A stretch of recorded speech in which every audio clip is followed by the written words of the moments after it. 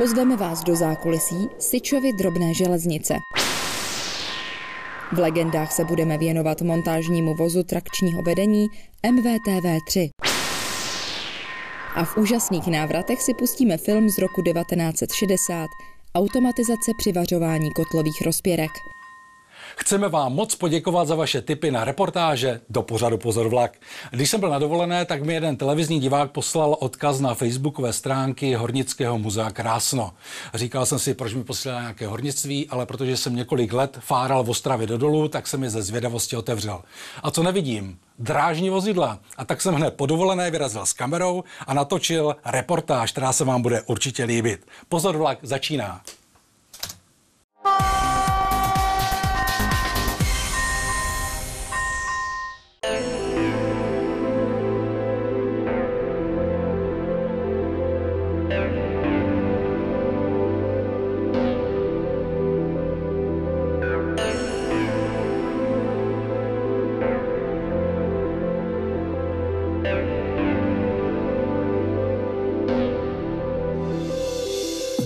Dobrý den, dovolte, abych vás přivítal v Hornickém muzeu v Krásně. Naše muzeum je pobočkou muzea v Sokolově, příspěvkové organizace Karlovarského kraje. Ještě bych vás chtěl přivítat i hornickým pozdravem, takže zdař Bůh všem. Naše muzeum vzniklo v roce 1998, kdy vlastně získalo tady tyto prostory bývalého dolu Wilhelm, německý Wilhelm. V 50. letech to bylo přejmenované podle komunistického funkcionáře Ďuriše, ministra zemědělství, na důl Ďuriš, a vlastně po 90. roce jsme se zase vrátili k původnímu názvu Wilhelm. Muzeum je zaměřeno hlavně, samozřejmě je to hornické muzeum, na těžební techniku a historii dobývání. Co zde můžete vidět, samozřejmě ze dvou hlavních oborů. Sokolovsko je známé svojí těžbou hnědého uhlí a tady tato oblast Krásenská a Hornoslavkovská je zase známá těžbou cínové rudy. Tady tato těžba tady měla dlouholetou tradici, odhaduje se, že vlastně poprvé rýžovali zrnka cínu už Keltové. Vrchol těžby cínu se odehrával v 16. století, jenže pak přišla 30letá válka, která těžbu hodně omezila. Vše se změnilo po vypuknutí první světové války, kdy byl o kovy zájem na zbrojení, a tak se do dolu Wilhelm investovaly nemalé peníze. Vznikla tehdy jedna z nejstarších trafostanic v zemi, nutná pro provoz důlních elektrických zařízení. Po válce opět následoval útlum a při druhé světové válce byl důl Wilhelm opět v centru pozornosti. Pak už šlo vše od 10 k 5 a v roce 1991 byl důl definitivně uzavřen. Já nyní stojím na největším skvostu našeho muzea. Je to těžní parní stroj z dolu Marie v Královském Poříčí. Je to těžní důlní parní stroj z roku 1897. Tento parní stroj byl v provozu až do uzavření dolu Marie v roce 1991 a pak ještě fungoval až do roku 1994, kdy se z dolu vyvážely různé zbytky po těžbě kovové a podobně. Jak jste si jistě už všimli, a to byl hlavní důvod naší návštěvy, Hornické muzeum Krásno má ve sbírce řadu kolejových vozidel, která vám chceme ukázat. Tak jako asi každého muže nebo chlapa, tak i mě zajímala od malička železnice, drží mě to až do dneška. Lokomotivy, vláčky mám rád a taky jezdím rád vlakem. Za mnou se nachází lokomotiva T29 rozchodu 900 mm. Je to rozchod průmyslové železnice, které používala Sokolovská uhelná na svých povrchových dolech. Tato lokomotiva se používala na posun a postrkování vozů. A je zajímavostí, že tento typ vlastně se vyráběl i pro československé státní dráhy v rozchodu 1435 mm a taky se vyráběl na vývoz do tehdejšího Sovětského svazu na tom širokém rozchodu. Nyní se nacházíme před elektrickou lokomotivou E17, výrobek Škody Plzeň. Na výrobním štítku, protože lokomotiva je z roku 1959, tak jsou ještě uvedeny závody V. I. Lenina v Plzni. Lokomotiva se používala k tahání uhelných vlaků. Byl to takový nezničitelný tahoun, velice jednoduchá na údržbu, spolehlivá, kvalitní lokomotiva. Zajímavostí je, že může elektriku sbírat z bočních sběračů, anebo klasický pantografy, jak známe z normálních železnic Českých drah.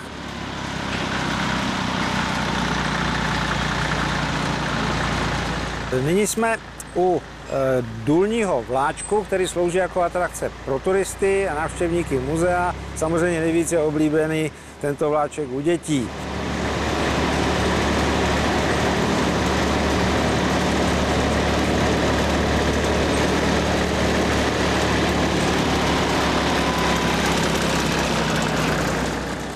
Já stojím vedle lokomotivy BMD 30, je to výrobek turčanských strojární na Slovensku a byla vyrobena v polovině 80. let, takže má přes 40 let. Pořád funguje, náš pan údržbář se o ní velice pečlivě stará, ale svědčí to o kvalitě tehdejší výroby. Za mnou se nachází jediný parní zástupce z našeho malého vozového parku. Jedná se o lokomotivu BS 200. Ta dvojstovka znamená výkon v koňských silách. Je to výrobek ČKD, ale zajímavostí je, že tento typ byl vyvinutý v Německu, proto měla někdy přezdívku Krutwig a za okupace se začal vyrábět u nás. Bylo jich vyrobených zhruba i v době socialismu asi 700 kusů, šli i na vývoz. Je to samozřejmě rozchod té průmyslové povrchové železnice 900 mm. Ukázali jsme vám jen zlomek z množství kolejových vozidel užívaných v hornictví. Kromě lokomotiv zde najdete různé mechanismy na úzkorozchodných podvozcích, vagony pro převoz vytěžené horniny, ale také speciální vozy.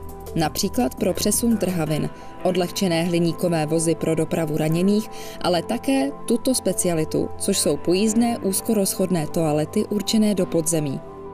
Pokud vás expozice Hornického muzea Krásno zaujala, vězte, že mají otevřeno sezóně od března do října, vždy od středy do neděle. Pozor vlak vám návštěvu jednoznačně doporučuje.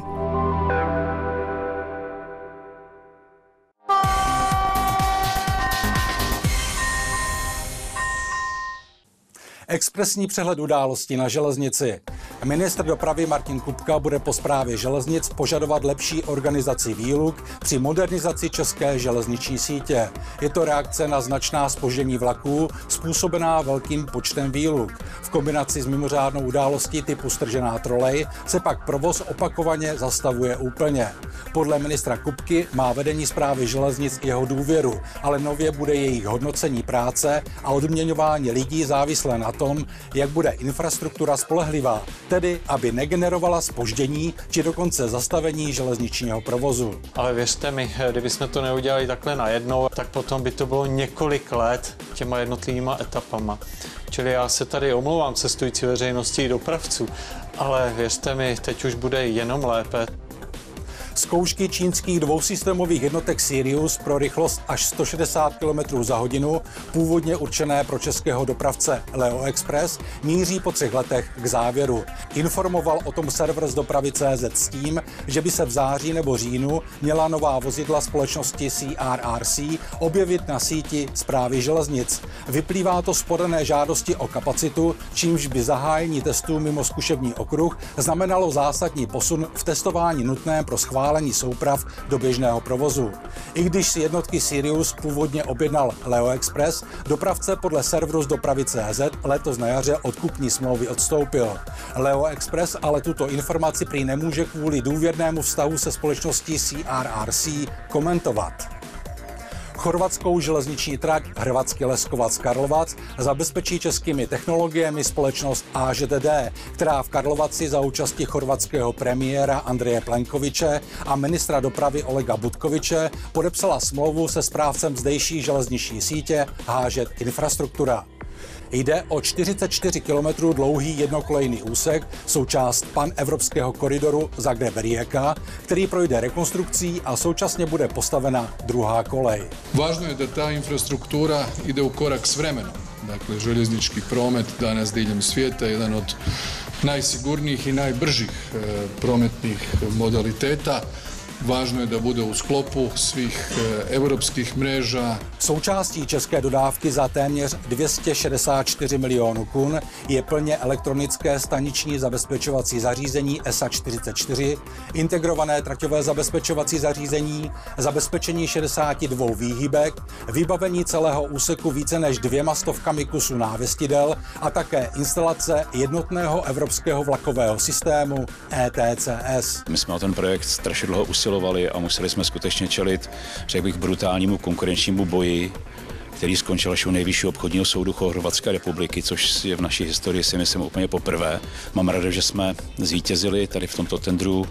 Napneme všechny síly k tomu, aby to byla skutečně ukázka nejmodernějších technologií českých, nejmodernější a nejskvělejší práce našich lidí.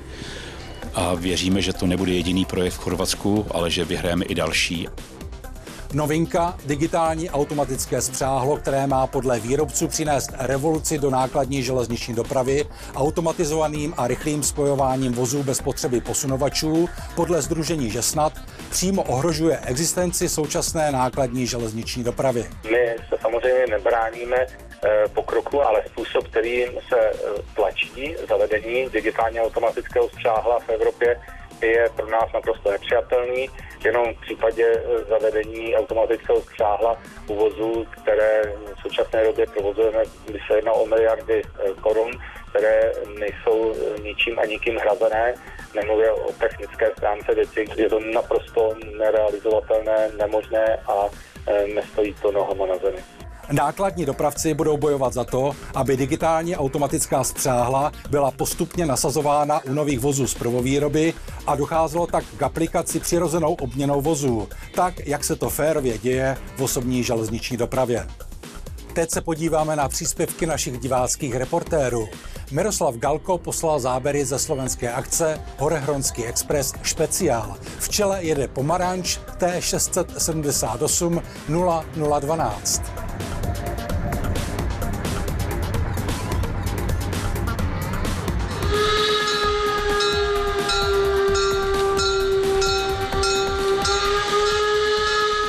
Toto je video Radka Blackého z oslav 125. výročí německé úzkorozchodné tratě Fichtelbergbahn.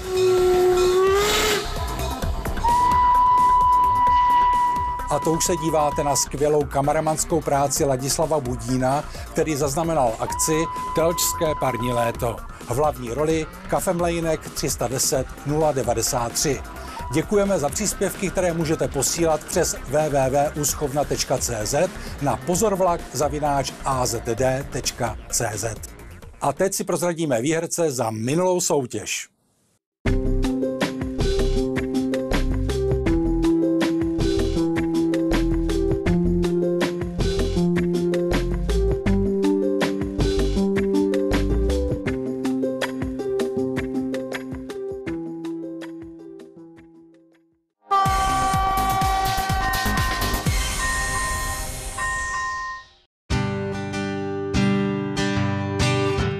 Chce se říci, vítejte v klasickém panelákovém bytě v Ostravě Výškovicích. Záhy ale pochopíte, že to až tak běžný byt není.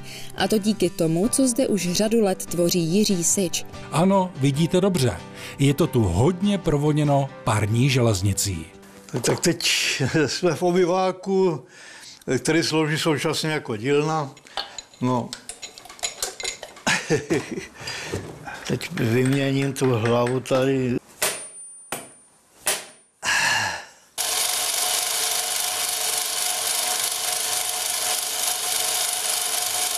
Co na to říkají sousedé? No zatím dobrý, zatím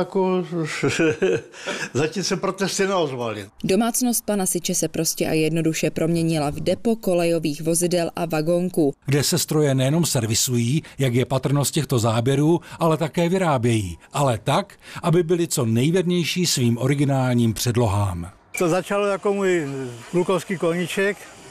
A chtěl jsem něco většího, ne ty obyčejné hánulky nebo ty kovláčky, jak se tomu říkalo, že? No, ale nevěděl jsem zas měřítko, v jakém měřítku nebo jak. No, takže jsem začal 1:10 a papoušek to měl být. No, ale to jsem si ukousl velký sousto, potom jsem šel na vojnu a papoušek zůstal nedokončený. A jak jsem se vrátil, tak jsem to sešrotoval. Jak jste si všimli, přesunuli jsme se s reportážním štábem do Osoblahy, kde v rámci akce Fajné léto s velkou a malou párou Syčova drobná železnice provozovala vláček pro děti. V jehož čele byl legendární kafemlejnek řady 310 0. Jde o nejstarší funkční model z roku 1972 na 7,25-palcovém rozchodu s měřítkem 1:8 u nás. Tento první kousek pan Sič postavil v práci ve volných chvílích. Jak dlouho jste to stavěl? Pouhý 2 roky, protože tehdy jsem byl ještě svobodný a ani auto jsem ještě neměl, to přišlo až časem. Bylo to pohodlný v tom, že tam byly zbytky materiálů a plechů, ostřižky a tak to, co vyšlo do šrotu, tak já jsem to použil na tohleto.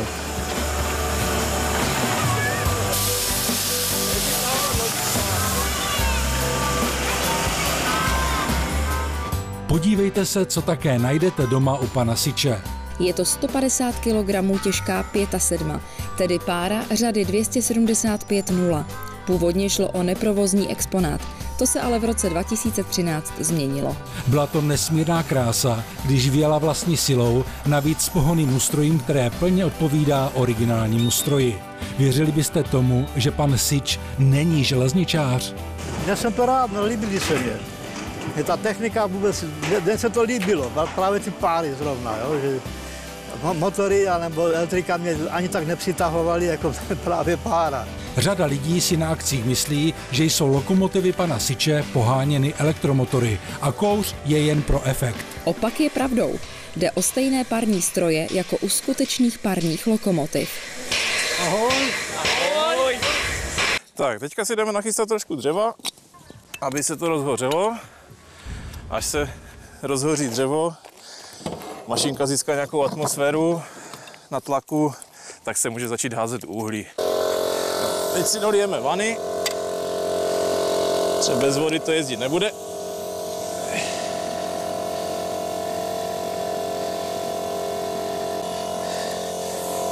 Když se dělali testy na Žilinské univerzitě, Tuna A4, že? Uvezla Tunu A4, problém byl v tom, že už nebylo kam naskládat další lidi.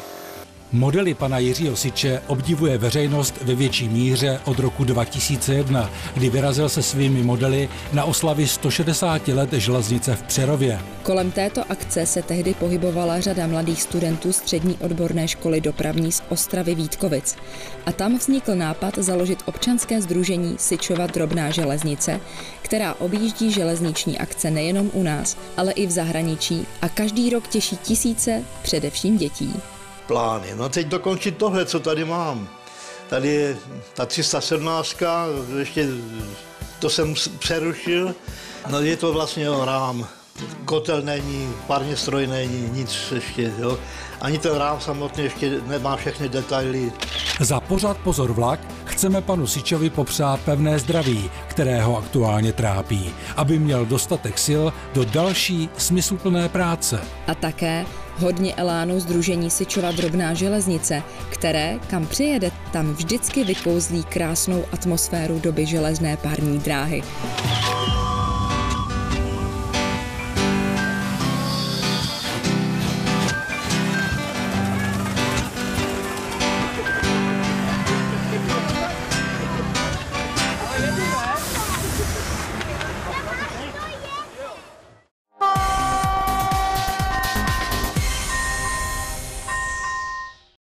Ahoj všem!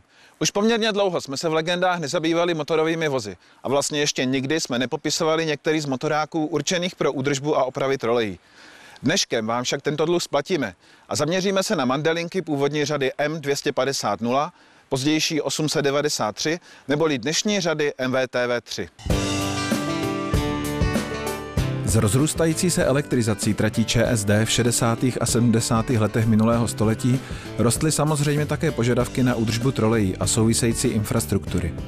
A nešlo jen o vznik nových středisek pro údržbu trolejí, ale i o potřebu co nejrychlejšího odstranění zjištěných závad v trolejích na trati, aby byl co nejméně omezován provoz. Jinými slovy, situace si stále více žádala opravdu operativní, dílnou a střešními plošinami vybavené zásahové motorové vozy.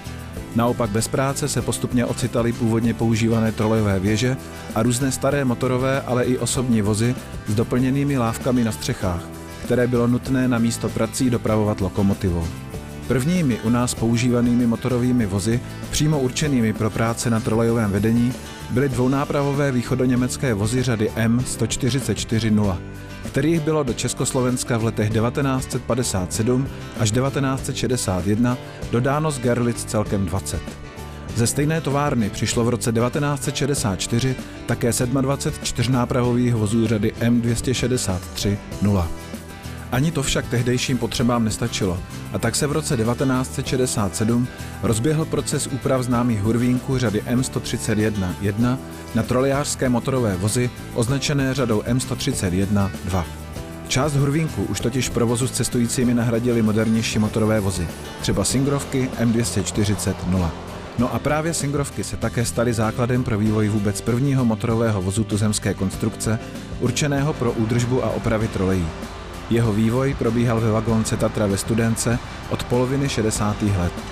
Původně měl mít nový trolejářský vůz se singrovkami shodnou skříň s jednotnou délkou 18,5 metru. Protože se ale poměrně brzy projevily samonosné skříně singrovek jako málo pevné, byl trolejářský vůz plánované řady M250-0 přeprojektován do podoby s tuhým rámem a prodloužen až na téměř 21 metrů. Po konstrukční stránce je Mandelinka MVTV3 čtyřnápravovým motorovým vozem s lehkou svařovanou ocelovou skříní, podpodlahovým hnacím agregátem a kabinami obsluhy na obou koncích. Prostor mezi oběma kabinami vyplňuje především dílna s nákladovým prostorem mezi dvojdílnými bočními dveřmi a jsou tu také schůdky pro výstup do střešní prohlídkové kabiny, o které ještě bude řeč. Směrem k zadnímu konci pak následuje buňka se záchodem a umývárna a dále oddíl pro personál se skříňkami, lavicemi a stolem. Charakteristickým znakem všech typů mandelinek je prohlídková kabina na střeše vozu, určená pro sledování troleje a pantografu pro měření výšky a klikatosti troleje. Z prohlídkové kabiny je možno vystoupit na některou ze dvou pracovních plošin, které byly odizolovány pro umožnění práce na trolejích pod napětím. Není ovšem známo, jestli doopravdy někdo takový způsob práce zkoušel. U vozů vybavených dvěma plošinami byla ta kratší z nich izolována pro střídavé napětí 25 kV, delší pak pro stejnosměrné napětí 3 kV.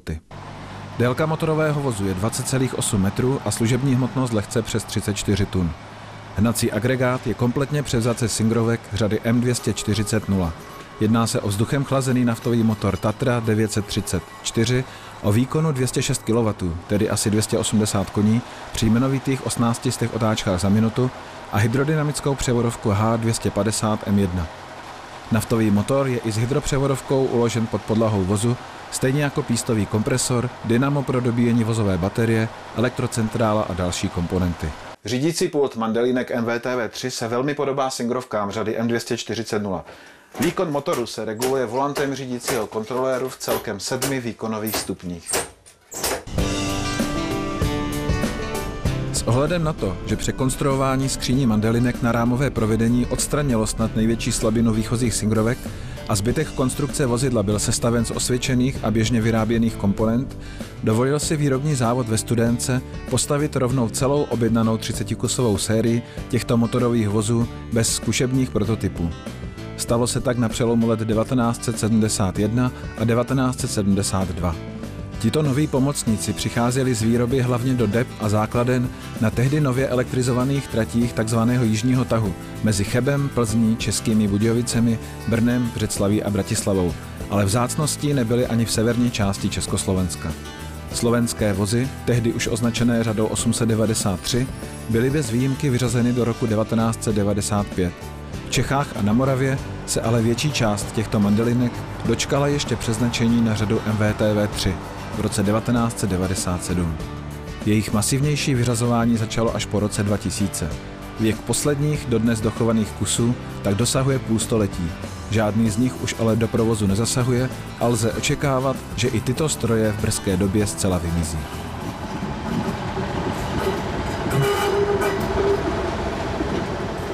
V dnešních legendách jsme si představili posledního provozního mohikána MVTV 3025, který je doma na opravně trakčního vedení v Bzenci přívoze. Bohužel i tento vůz už bude s ohledem na svůj věk brzy vyřazen, proto si velmi vážíme toho, že nám Správa železnic umožnila natočit je ještě v živém stavu.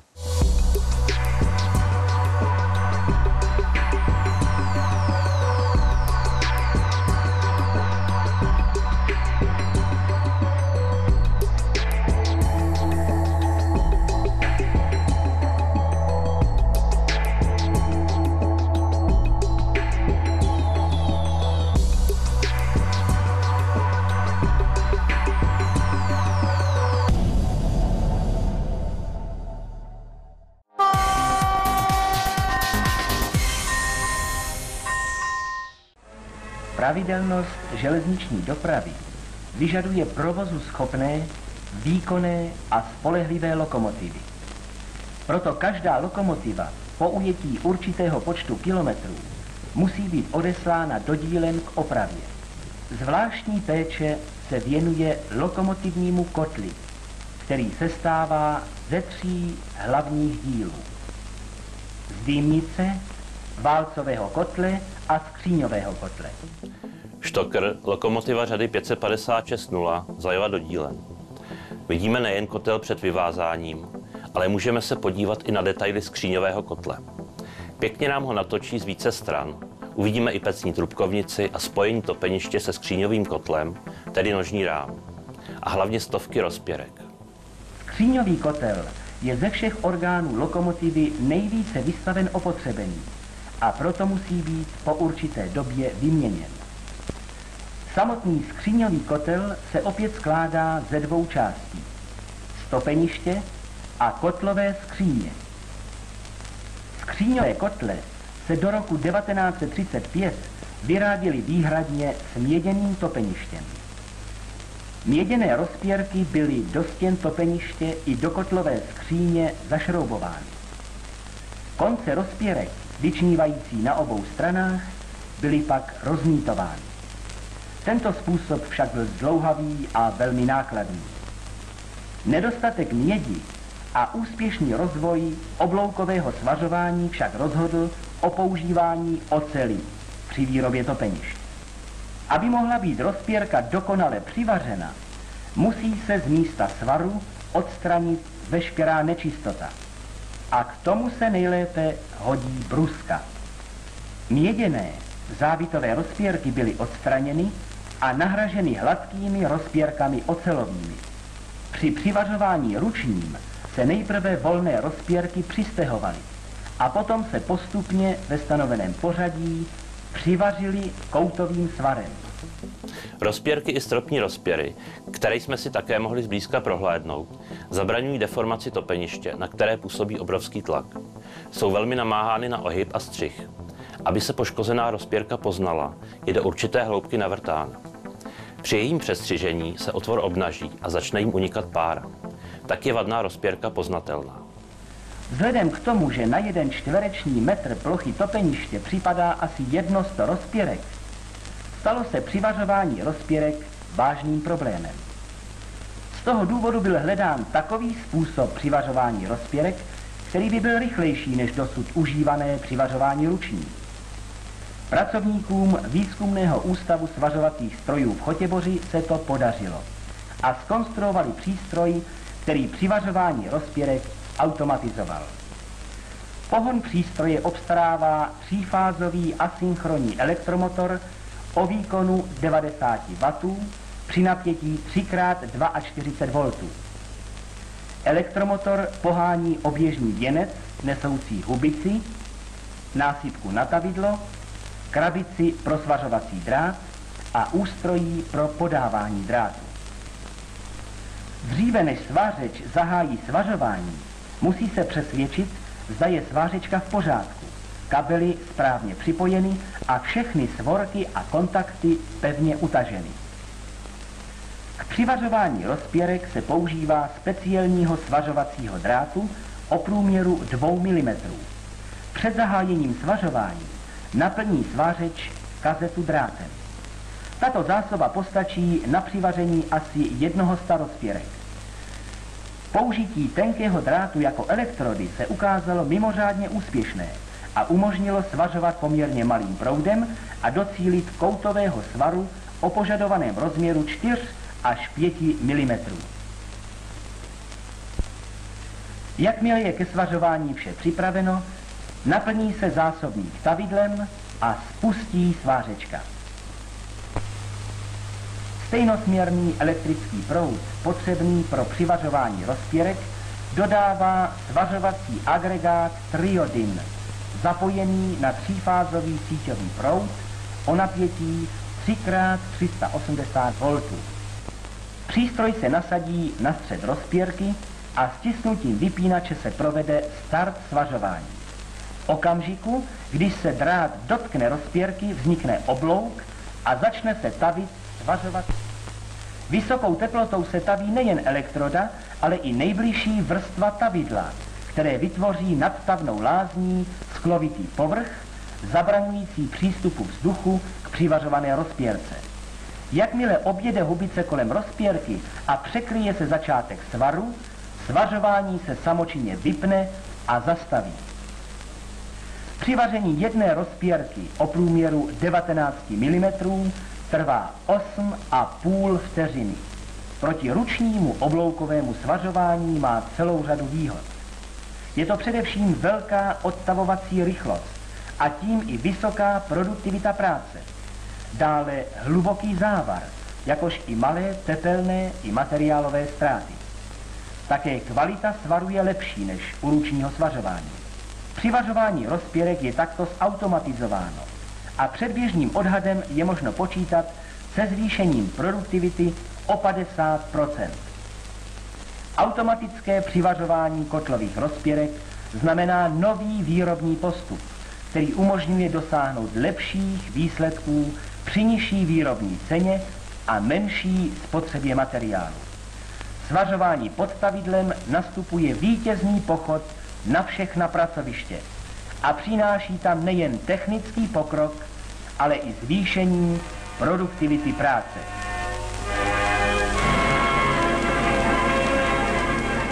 Parní lokomotiva je úžasné dílo techniky. Co říci na závěr? Raději vás pozvu rovnou ke sledování příštích úžasných návratů. Tak zase za měsíc.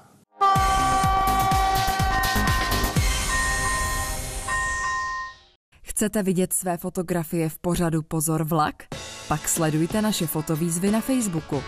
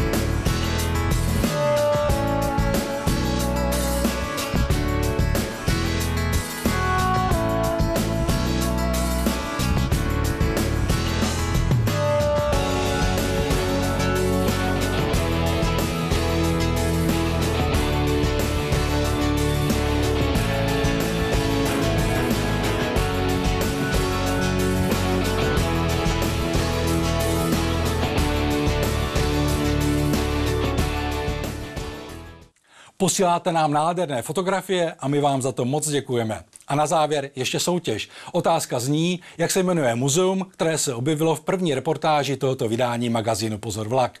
Správné odpovědi posílejte na adresy uvedené na obrazovce, a to do 15. září 2022. A o co hrajeme? Pro 3 z vás jsme připravili toto retro triko magazínu Pozor vlak. Mějte se krásně, za měsíc na viděnou a železnici zdar! Když jsem byl na dovolené, tak mi jeden televizní divák poslal odkaz na facebookové stránky Hornického muzea Krásno.